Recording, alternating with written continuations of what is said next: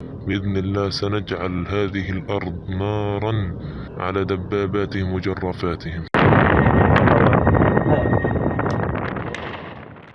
Brigade Al-Qassam mengunggah video yang memperlihatkan bentrok jarak dekat di Khan Younis, jalur Gaza. Video tersebut diunggah di Telegram Al-Qassam pada Senin 5 Februari 2024.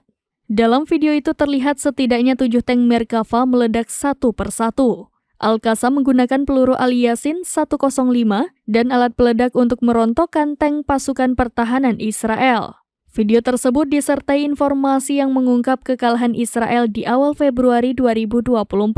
Al-Qassam News melaporkan setidaknya 562 tentara Zionis tewas di Gaza. Menurut Hamas, 6.500 tentara Israel sekarat, namun IDF mengklaim hanya 2.822 yang terluka. بإذن الله سنجعل هذه الأرض نارا على دباباتهم وجرافاتهم.